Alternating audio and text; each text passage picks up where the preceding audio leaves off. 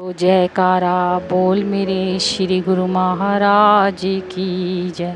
बोलो सांचे दरबार की जय। बोलो श्री अनंतपुर वासी भगवान की जय। आप सभी गुरुमुखों से मेरा ये निवेदन है कि जो भी इस पवित्र ग्रंथ को सुन रहा है वह जब तक पूरा ग्रंथ की समाप्ति ना हो जाए तब तक इस पूरे ग्रंथ को सुने और श्री गुरु महाराज जी की प्रसन्नता के पात्र बने। श्री परमहंस अद्वैत मत का प्रारंभ। भाग 1। समय की गति अबाध ना रुकने वाली है। समय अनुसार सृष्टि में कई क्रांतियां हुई। परिवर्तन प्रकृति का अटल नियम है। कभी मरुस्थल भी लहलहाने लगते हैं तो कभी हरे भरे खेत तथा उपजाऊ प्रदेश भूमि के गत में समा जाते हैं। यह संघर्ष तो परंपरा से चला आ रहा है कि हर्ष शोक हानि लाभ धूप छाया विजय पराजय तथा धर्म और अधर्म ये प्रकृति के दो पक्ष हैं। कभी एक पक्ष प्रबल हो जाता है तो कभी दूसरा। इस नियम अनुसार भक्ति और माया भी एक दूसरे के विपरीत पक्ष हैं। कभी माया अपना प्रपंच फैलाती है, जीवों पर मोहिनी शक्ति डाल कर उन्हें लक्ष्य से दूर कर देती है, तो कभी संत महापुरुष प्रकट होकर भक्ति की मधुर धाराएं बहाते हैं। यह भक्ति का अमृतमय स्तोत्र महापुरुषों की वाणी से प्रफुटित होता है। एक दिव्य तेज उनके वरदन पर झलकता है जिससे आकर्षित होकर सर्वसाधारण जीव उन पावन वचनों से अपना जीवन आनंदमय बनाते हैं। जब तक ये महान व्यक्ति संसार में रहते हैं तब तक शांति सत्य सदाचार का साम्राज्य अधिक परिव्याप्त रहता है। इसके विपरीत जब महापुरुष संसार से लुप्त होते हैं तो परिस्थितियां विपरीत हो जाती हैं। विराट सत्य सदाचार और अध्यात्मवाद घटने लगता है। लोग महापुरुषों के अमर वचनों को भूलकर जीवन को दूषित बनाने लगते हैं। मोह माया प्रबलता के साथ अपना साम्राज्य स्थापित करते हैं। ऐसा नहीं कि आध्यात्मिकता का बिल्कुल लोप हो जाता है, परंतु इतना अवश्य होता है कि आध्यात्मिकता के पुजारी कम रह जाते हैं और दुष्ट प्रकृति के लोग बहुत साधु प्रकृति के भक्त जनों का अपमान करते हैं।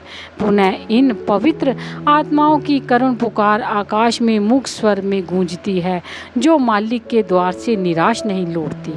उस स्वर को सुनकर संसार में संत महापुरुषों का पुनः आगमन होता है। वे भूतल पर आकर इस विकट परिस्थिति का सुधार करते हैं तथा ईसा की 19वीं शताब्दी में विश्व परिस्थितियां बिगड़ने लगी। बहुत लोग संत मत के उच्च आदर्शों को भूलकर पाप अनाचार की ओर प्रवृत्त हो रहे थे। जनसाधारण की वृत्ति भोग विलास की ओर बढ़ती जा रही थी। शारीरिक सुख भोगों तथा इंद्रिय तृप्ति ही जीवन का धैर्य बन चुका था। आत्मज्ञान भक्ति प्रेम सच्चाई व पवित्रता मानव मृत प्राय होने लगी थी। लगभग पूर्ण देश पथ भ्रष्ट हो रहा था। असत्य अधर्म और अज्ञानता की आंधी छूत के समान देश विदेश के कोने कोने में फैलती जा रही थी। धर्म और अध्यात्मवाद का सूर्य मानो अस्त हो रहा था। तब जगत को सन्मार्ग दर्शाने के लिए पापाचार एवं अधर्म की बढ़ती हुई शक्ति को दबाने के लिए तथा जगत की क्षण प्रतिक्षण बिगड़ती परिस्थितियों को सुधारने के लिए और भविष्य में बढ़ती हुई मोह माया की आंधी से संघर्ष करने के लिए प्रकृति ने मौलिक नियमानुसार किसी उच्च कोटि के महापुरुष सुधारक की नितांत आवश्यकता अनुभव की जाने लगी। जन जन के हृदय में उठती हुई गुहार एवं करुण वेदना को विधाता ने सुना, समय की मांग को पूरा किया। उस समय समस्त संसार को सद्भावना सच्चाई एवं आत्म विद्या की ज्योति से प्रकाशमान करने वाले प्राचीन भारत के जिन पुरातन ऋषि मुनियों को अपनी गोद में प्रकट किया, उसी भारत माँ की पुनीत गोदी में स्वगुण संपन्न स्वर नाम धैर्य वैराग्य पुंज महान तत्व वेद ब्रह्मदर्शी श्री श्री 108 श्री परमहंस दयाल जी स्वामी अद्वैत आनंद जी अवतरित हुए। आपने जगत में प्रेम, त्याग, वैराग्य, ज्ञान तथा भक्ति की धारा बहाई। सत्यता का पथ दिखाने के लिए तथा धर्म, सदाचार और मृतप्राय जीवन को नव जीवन देने के लिए उग्र साधना की। आपके द्वारा चलाए गए संत मंत्र का संप्रदाय आपके शुभ नाम से संबंधित होकर श्री परमहंस अद्वैत मत कहलाता है, जो तब से लेकर वर्तमान समय तक भक्ति ज्ञान की उच्चतम शिक्षा से सर्वसाधारण को लाभान्वित कर रहा है। जैसा कि पहले वर्णन हो चुका है कि नामों का भेद कोई महत्व नहीं रखता, संत मत के मौलिक नियम अटल एवं अनभिज्ञ रहेंगे। इस मत में भी ऐसे ही महापुरुषों ने अवतार लिया, जिन्होंने अद्वैत रूपी से अनादि काल से चले आ रहे उसी उपदेश को दोहराया, जिनका वर्णन वेदों तथा ग्रंथों में मिलता है। जन जन तक इस संदेश को पहुंचाने के लिए श्री 108 श्री परमहंस दयाल जी के इस भवन की नींव रखी तथा इनके अनुयायियों ने इस पथ पर अग्रसर होकर इसे उन्नति दी और दे रहे हैं। उन सब का पावन वृत्तांत आगामी पृष्ठों में अंकित किया जाता है, जिसे आप सब पढ़कर कृतार्थ रहेंगे। बोलो जयकारा बोल मेरे श्री गुरु महाराज की जय। श्री 108 अद्वैत आनंद जी महाराज। सुभग मृदुल पद पदम में शत शत कोटि प्रणाम, प्रगटे प्रथम स्वरूप में श्री परमहंस सुखधाम। तव चरना में वंदना करूं बारंबार, भक्ति पथ दर्शावने लिया दिव्य अवतार। भगतन ही पुलकित भया निरखत ब्रह्म स्वरूप, प्रेम भक्ति का सरल पथ दर्शाया दिया अनूप। घना तमिर था छा रहा माया मोह कराल, उदित हुए नव सूर्य सम श्री परमहंस दयाल। अवतरण। भारत के नभोमंडल पर खुशियों का एक नया रंग छा रहा था। जन जन का हृदय आनंद में विभोर हो रहा था। चारों दिशाओं में वायु सुगंधित छिटकने लगी। ना जाने इतना उल्लास कहाँ से आ गया। प्रत्येक प्राणी के हृदय में हर्ष हो रहा था, परंतु किसे क्या मालूम कि सृष्टि का भार हल्का करने को तथा मोह माया के सोए हुए प्राणियों को जागृति का संदेश देने के लिए स्वयं संत रूप में भगवान प्रकट हो रहे हैं। घर में एक अलौकिक प्रकाश हुआ। यही वह शुभ दिन था रामनवमी का, जिस दिन पुनीत दिवस में मानवता में भक्ति ज्ञान की ज्वाला प्रज्वलित करने के लिए श्री परमहंस दयाल जी श्री स्वामी अद्वैतानंद जी महाराज का शुभ अवतरण हुआ। श्री परमहंस दयाल जी 5 अप्रैल सन 1846 ईस्वी तदनुसार 23 चैत्र संवत 1903 रविवार पुष्य पुख नक्षत्र सुकर्मा योग में रामनवमी के दिन बिहार के पुण्य भाग्यशालिनी भूमि कस्बा छप्पर जिला सारण के उच्च ब्राह्मण कुल पाठक वंश में अवतरित हुए। आप जन्मजात अवतार तथा महापुरुष थे। आपके पिता श्री तुलसी राम जी पाठक अत्यंत सुशील तथा परोपकारी थे। सब संबंधियों ने श्री परमहंस दयाल जी के जन्म महोत्सव मनाने के लिए उन्हें कहा, तो आपके पूज्य पिताजी ने फरमाया, हमारे घर में जन्मोत्सव मनाने की ऐसी क्या विशेषता है। आज के दिन तो संपूर्ण भारतवर्ष में राम जन्मोत्सव का आनंद पहले से ही मनाया जा रहा है। वास्तव में यह रामनवमी महोत्सव त्रेता युग के अवतार श्री रामचंद्र जी के अतिरिक्त युग की पुकार सुनने वाले कलयुग के अवतार श्री परमहंस दयाल जी का जन्म महोत्सव था। तदनुसार पिताजी ने आपका शुभ नाम राम रूप और राम नारायण रखा। वे आपको प्यार से राम याद भी बुलाते थे। यथो नाम यह गुण बड़े होने पर यह बात अक्षत सत्य सिद्ध हुई। आपके जन्म पर घर में हर्ष ही हर्ष छा गया। आनंद ने डेरे डाल लिए, परंतु पिताजी के लिए यह प्रसन्नता अधिक समय तक ना रह सकी, क्योंकि आपकी आयु लगभग 9 मास की हुई होगी कि आप माता जी की छत्र छाया से वंचित हो गए। इधर आपके जन्म लेने की खुशी, उधर धर्म पत्नी के स्वर्ग सिधारने का दुख, कैसी कुदरत की रचना है। फलक जिन्हें ऐश देता है उन्हीं को गम भी देते हैं। जहाँ बजते हैं नगारे वहाँ मातम भी होते हैं। अब आपके पूज्य पिताजी को आपके पालन पोषण की चिंता हुई। उनके हजारों ही शिष्य, सेवक व श्रद्धालु थे, परंतु उनका विशेष प्रेम एक सज्जन लाला नरहर प्रसाद जी कायस्थ श्रीवास्तव से था। श्रीवास्तव जी का घर नए बाजार में था और उनका व्यवसाय वकालत करना था। श्रीवास्तव जी व उनकी धर्मपत्नी दोनों बड़े साधु सेवी थे। वे अपने गुरु अर्थात आपके पिताजी को अत्यधिक श्रद्धालु थे। उनका इकलौता लड़का आपसे 6 मास बड़ा था। अचानक ही आपकी माता जी के स्वर्ग सिधारने के 1 मास पूर्व उनके पुत्र का देहांत हो गया। वे अपने पुत्र के दुख में अत्यंत दुखी रहते थे। अब आपके माता जी की मृत्यु के पश्चात आपके पिताजी ने आपको लाला नरहर प्रसाद जी तथा उनकी धर्मपत्नी को सौंप दिया। उन्होंने आपका पालन पोषण बड़े लाड प्यार से किया। उनके दिल में सदा यही इच्छा रहती कि आप अपने माता पिता की ओर से तनिक भी ध्यान ना दे सके, इसलिए वे सदा आपको मातृ पितृ सुरात आपके पिताजी ने आपको लाला नरहर प्रसाद जी तथा उनकी धर्मपत्नी को सौंप दिया। उन्होंने आपका पालन पोषण बड़े लाड प्यार से किया। उनके दिल में सदा यही इच्छा रहती कि आप अपने माता पिता की ओर से तनिक भी ध्यान ना दे सके, इसलिए वे सदा आपको मातृ पितृ सुलभ स्नेह से पूर्ण करते। आपने पाठक वंश में जन्म लेकर कायस्थ माता के दूध से बल प्राप्त किया। दिन रात प्रत्येक क्षण उनका धन्य ध्यान आपकी देख रेख तथा सेवा में व्यतीत होता। परंतु जो स्वयं सृष्टि के कर्ता धर्ता हो उनका पालन पोषण कौन कर सकता है। आप स्वयं सृष्टि के नायक तथा पालनहार थे। सांसारिक दृष्टिकोण से आप अवतार होते हुए भी मानव सिद्धांतों को चरितार्थ कर रहे थे।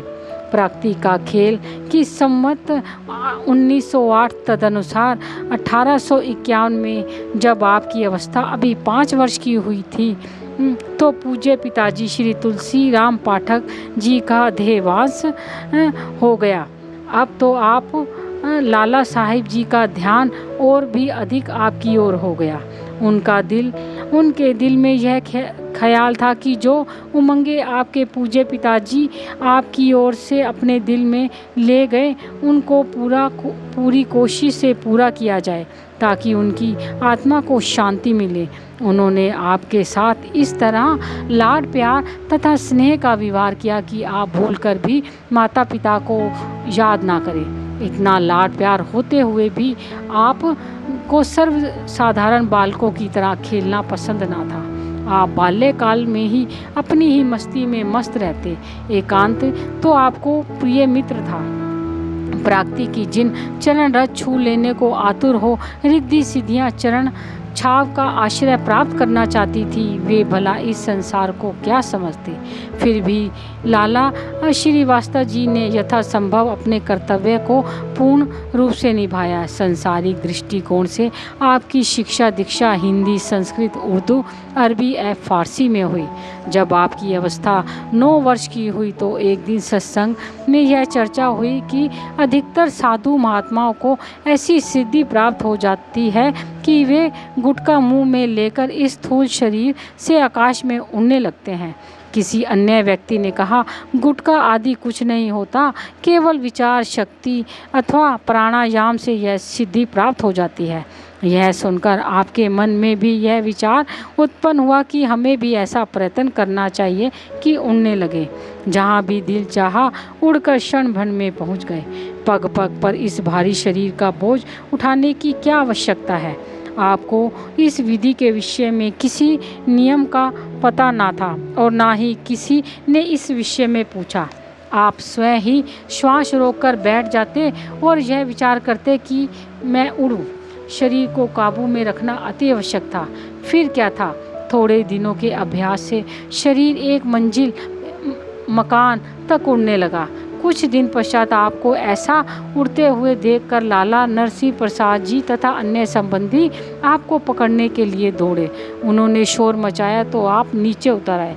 उन्होंने आपको धमकाया और बहुत डराया कि आप यह क्या कार्य कर रहे हो, इसका परिणाम बुरा होगा।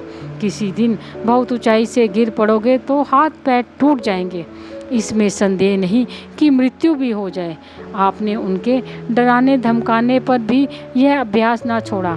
जब आपकी उड़न सिद्धि की महिमा अन्य लोगों में फैल गई तथा साथ में लाला जी ने एक दो बार प्यार से समझाया कि ऐसा करना उचित नहीं है, आपने सोचा कि रिद्धि सिद्धि शक्तियाँ गुप्त रहनी चाहिए, इसकी चर्चा से शक्ति कम हो जाती है। तब आपने यह कार्य कुछ समय तक गुप्त रूप से किया। पुनः इसमें अत्यधिक विशेषता न पाकर इस अभ्यास को धीरे धीरे छोड़ दिया। आपकी आत्मा ने गुरु बनकर आपको यह उपदेश दिया था और भी कई आध्यात्मिक ज्ञान की ख्यालों में आती रहती थी। आपके पिताजी को श्री परमहंस जी केदार घाट काशी वाले से ब्रह्म विद्या का उपदेश मिला था। इसीलिए श्री परमहंस जी आपके घर में प्राय आते रहते थे। लाला नरसिंह प्रसाद जी आपकी पिताजी के उपदेशी विशेष श्रद्धालु तथा साधु सेवी थे। अतः श्री परमहंस जी केदार घाट वाले लाला जी के घर पर कभी कभी पधारते थे। सन 1860 ईस्वी में जब आपकी आयु 14 वर्ष की हुई तो लाला नरसिंह प्रसाद जी का भी देहांत हो गया। लाला जी की मृत्यु के पश्चात उनकी धर्मपत्नी के जीवित रहने तक श्री परमहंस जी केदार घाट काशी वालों का वहाँ आना जाना रहा। श्री परमहंस जी केदार घाट वाले भी पहुँचे हुए उच्च कोटि के संत थे। वे बड़े प्यार से आपको हप्पू बाबा के नाम से बुलाया करते थे। सबसे पहले तो ब्रह्म ज्ञान का उपदेश तथा आध्यात्मिक लाभ आपको इन्हीं महापुरुष से हुआ। लाला नरसिंह प्रसाद जी की मृत्यु के पश्चात एक बार जब श्री परमहंस जी आपके यहाँ पधारे तो आपने अपनी हार्दिक अभिलाषा कामना श्री चरणों में प्रकट की कि हमारा ख्याल गृहस्थ आश्रम में ना पढ़कर साधु होने का है, आपकी क्या आज्ञा है। श्री परमहंस जी ने फरमाया, भाई हप्पू, संसार में जो काम नियम व ढंग से किया जाता है वही अच्छा रहता है। आपका ब्रह्मचर्य पूरा होने वाला है, आप गृहस्थ आश्रम में प्रवेश करो। पुनः वानप्रस्थ से संन्यास आश्रम में जाओ। साधु होने की अभी क्या सूझी। आदर्श गृहस्थी बनकर दीनों की सहायता करो। आपने उत्तर दिया, आपका कथन सत्य है, मुझे गृहस्थ आश्रम से कोई घृणा नहीं, परंतु जहाँ तक मैंने सुना या देखा है और विचार किया है, मुझे इसमें कोई सार मालूम नहीं होता। मोह में फंसकर दीन दुखी रहना और भगत भजन से विमुख रहकर जन्म को व्यर्थ गंवाना है। हम खुदा खाही व हम दुनिया ए दू, ए ख्याल स्तो मुहाल स्तो जनू। अर्थ, यदि कोई अपने मन में यह आशा रखे कि दुनिया में काम भी करता रहूं और मुझे ईश्वर की भी प्राप्ति हो जाए तो इस ख्याल को दिल से निकाल दो, यह कभी नहीं हो सकता। जब लग हरि सिमर नहीं जो संतन के मीत, वे दिन गिनती में नहीं गए वृथा सब बीत। यह मोह की जंजीर बहुत कड़ी है, जब तक इसके बंधन में ना पड़ा जाए तब तक तो कुशल है, इस बंधन में पड़ जाने पर इसे काटना कठिन सा हो जाता है। श्री रामायण का भी कथन है, चले हरिष तजी नगर निप्र तापस वाणी भिखारी। जिमि हरि भक्त पाए श्रम तजहि आश्रमी चारी। श्री रामचंद्र जी लक्ष्मण जी से कहते हैं कि जैसे शरद ऋतु को पाकर राजा, तपस्वी, व्यापारी और भिखारी आनंद से घर छोड़कर अपने अपने कामों को चलते हैं, ऐसे ही ब्रह्मचारी, गृहस्थी, वानप्रस्थी, सन्यासी हरि भक्ति को पाकर अपने अपने आश्रम छोड़ देते हैं। अर्थात जब भी जिस आश्रम में वैराग्य की प्राप्ति हो जाए, उसी आश्रम में ही सर्वसत त्याग साधु बन सकता है। इसमें किसी नियम का बंधन नहीं है। आपने फरमाया कि जिस दिन वैराग्य हो जाए उसी दिन सन्यासी बन जाए, फिर ना जाने कब विघ्न पड़ जाए, क्योंकि एक समय में एक ही काम ठीक प्रकार से हो सकता है। ऐसा ना हो कि दुविधा में दोनों गए, माया मिली न राम। यह सुनकर श्री परमहंस दयाल जी ने फरमाया, भाई साधु होना तो दुनिया भर की जिम्मेदारी सिर पर लेना है। तुम्हारा जो ख्याल है कि साधु बनकर कोई चिंता नहीं रहेगी, यह भी ठीक नहीं है, क्योंकि और बातों के अतिरिक्त मुख्य चिंता खाने, पीने, पहनने की हुआ करती थी। यह सब के लिए ज़रूरी है। आपने उत्तर दिया, पेट भरने के लिए मनुष्य कुछ भी खा सकता है, कंद मूल, फल फूल।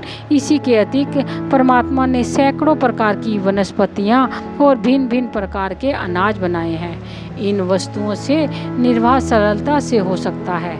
यह आवश्यक नहीं कि हलवा, कलाकंद और स्वादिष्ट भोजन ही मिले। क्या जंगल में फल फूल खाकर मनुष्य जीवित नहीं रह सकता? जिस तरह से इस शरीर को रखना चाहे रह सकता है। दूसरी बात है कि खान पान, अन्न जल के विषय में इसके लिए जहाँ भी इस शरीर में निमित्त जो वस्तुएं हो वह स्वयं ही प्राप्त हो जाएगी। पहले बनी प्रभात, पाछे बना शरीर, तुलसी यह आश्चर्य है, मन नहीं बांधे धीर। श्री परमहंस जी केदार घाट वाले बोले, निश्चय ही जहाँ आसान बात नहीं है, फिर सबसे बढ़कर संस्कार की बात है।